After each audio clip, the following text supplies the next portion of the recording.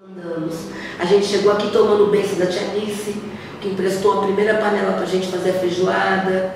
A gente entrou aqui pedindo a bênção do TC, que foi o primeiro território afro preto em Campinas de gestão compartilhada. A gente chegou aqui tomando a bênção de bispo, que é quem ficou lá no Machadinho tantos anos, com o seu Valdir.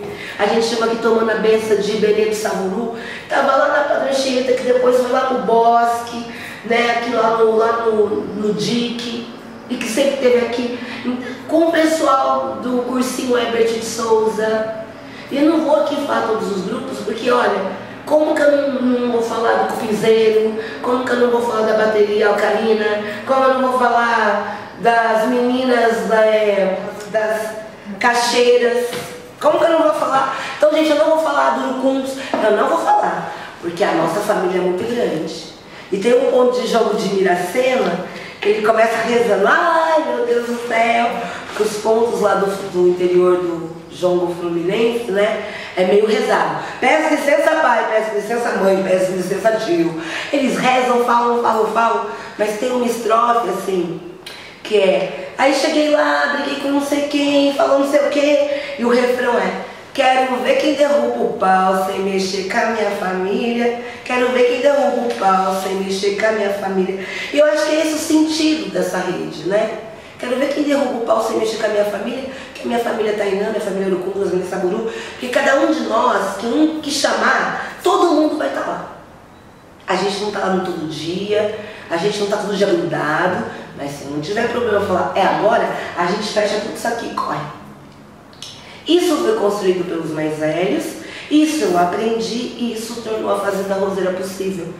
Então as lutas que a gente travou aqui, quanto essa comunidade, Jongo, Dito Ribeiro, que tem protagonismo de mulheres negras, elas foram apoiadas, elas foram geradas, gestadas com muito amor, muito carinho, mas também muita potência dos nossos mais velhos que confiaram em nós. E é hoje também, né, na nossa gestão, né, nesse momento presente, com muita potência para os jovens que quer gerar frutos melhores que o nosso. Então, eu acho que é maravilhoso a gente ser essa comunidade de mulheres negras nesse lugar de referência, porque a gente é fruto dessas árvores que foram anteriores e que a gente está dando continuidade. Na nossa comida, quem faz é a Edna Lourenço. Quem que é a Edna Lourenço? Uma das primeiras mulheres negras que foram chefes de gabinetes de parlamentares negros na cidade. Então, com essa mulher a gente aprendeu a cozinhar feijoada, a gente aprendeu a fazer ofício. A gente aprendeu que tem coisa que é ofício que resolve. Não adianta ficar aqui gritando, ah! Ela fala, não, protocolo, qual que é o número do processo? Gente, eu aprendi a falar qual que é o número do processo com ela. Tem coisa que eu nem discuto, eu falo qual que é o número do processo. Esses aprendizados, sabe, que não tem, mas é que a vida e com essas relações que a gente tem são fundamentais. Então daí a Fazenda Roseira começa em 2008 e são 7 anos até a gente ter a permissão de uso em 2015. Então, se eu fosse sintetizar esse período de graduação, construção de mulher negra Alessandra Ribeiro, de identidade, eu acho que o ponto 1 seria 2003, que foi quando a gente começa a construir a comunidade Jongo de Ribeiro nessa perspectiva da memória, e que 2 anos depois culmina em eu chegar à universidade como historiadora. Se eu fosse fazer um segundo momento, eu falaria da chegada na Fazenda Roseira e dessa virada política, né?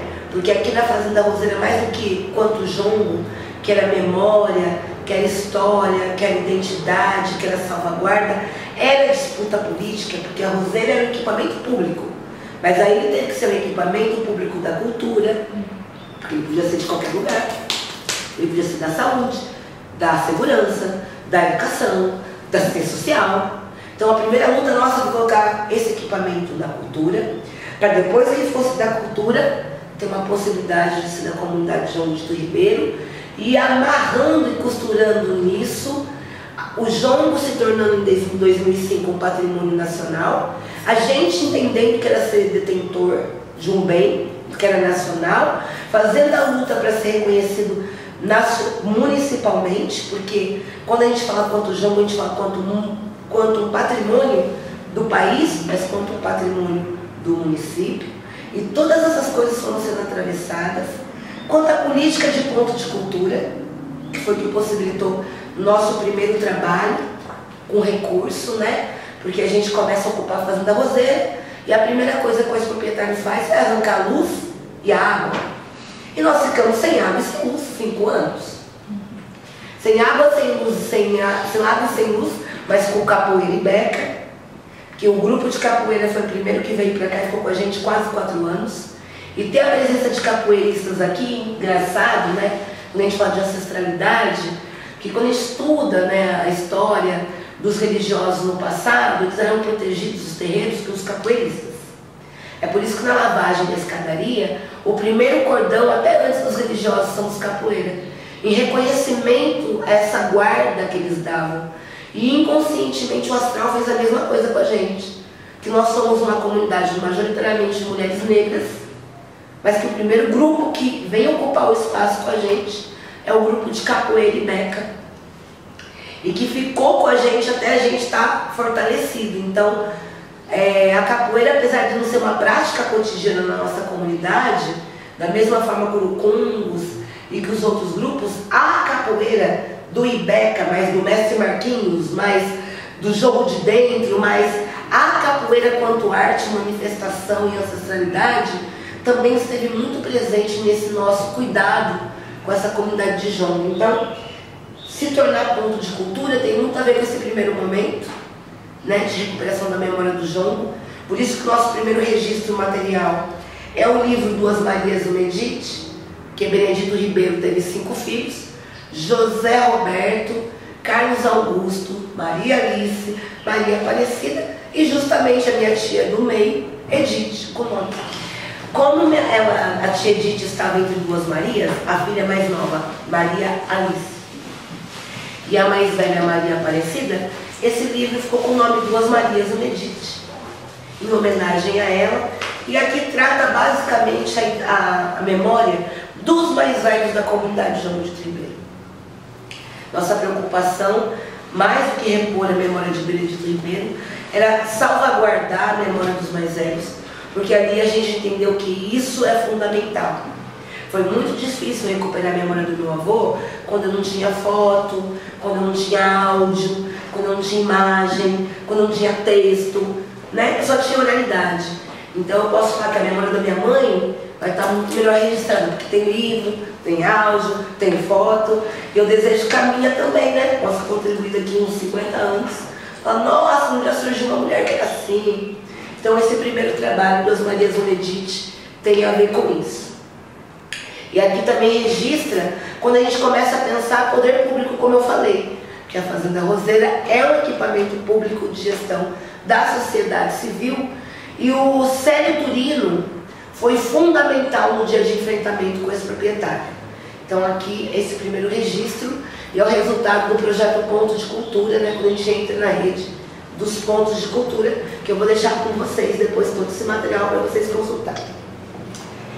O segundo registro, que se vocês ouvirem os pontos, né, tem um ponto aqui que fala, 2 na verdade, um é assim,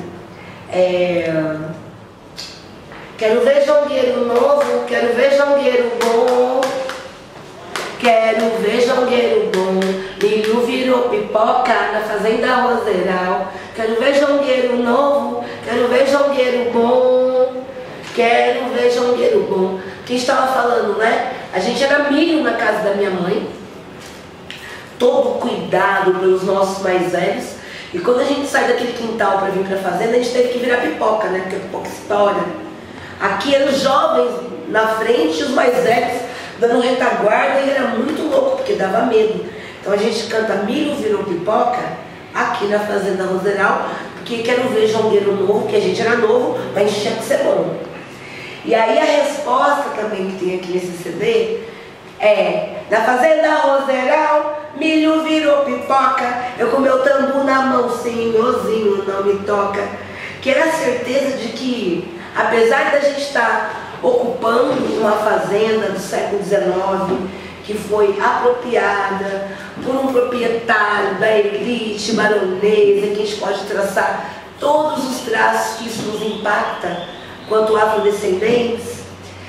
A gente, desde o dia que entrou aqui, nos nossos corpos negros, a gente não tinha dúvida qual história a gente ia contar. A nossa, dos nossos ancestrais que carregaram as dormentas, as madeiras, as pedras para construir essa casa, dos nossos avós, com as suas músicas, com as suas tradições, com as suas ervas, com as suas rezas. E era um incômodo para a gente, logo nos primeiros anos de Roseira, perguntarem se a fazenda Roseira era só para negros. Era muito comum nas entrevistas falar, aqui é só para negros? E eu perguntava, macarronada italiana é só para italiano? Porque eu não vi placa lá, vocês viram alguma aqui? Porque é impressionante que quando o corpo preto está num símbolo que é descodificado a qualquer um como algo de importância, como um casarão, a gente tem que justificar. É maluco o racismo, né? A gente que tem que justificar o que a gente está ficando, por que a gente está naquilo onde os nossos construíram. Esquisito, não é assim, né? Brasil, racismo, tem essas coisas. Mas esse CD foi o nosso segundo registro e mostra isso.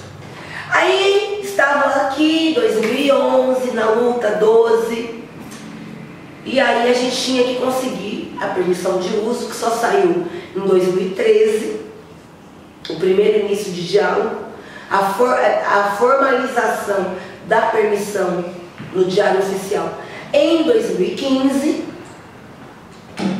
e a gente já tinha essa rede gigantesca, essa rede de apoio gigantesca, já faziam, só na Roseira na época, a gente chega aqui em 2008, 2015, 7 anos que estávamos aqui, já 7 anos, fora os anos anteriores, que a gente já tinha percorrido antes daqui estar, com a rede, então a gente já tinha muito bem consolidado a feijoada das Marias do Jongo, e a ordem cronológica dos nossos eventos são, primeiro é o Arraial, que esse ano de 2023, nós temos 22 anos de trabalho e vamos fazer a 21ª festa dos 22 anos caminhados da nossa história, que é o Arraial Afro-Julino, que é a primeira ação que a gente faz na casa da minha mãe e que marca o aniversário do Jongo, que é quando eu me reencontro com a história do meu avô. Aí o segundo evento que a gente tem é a feijoada.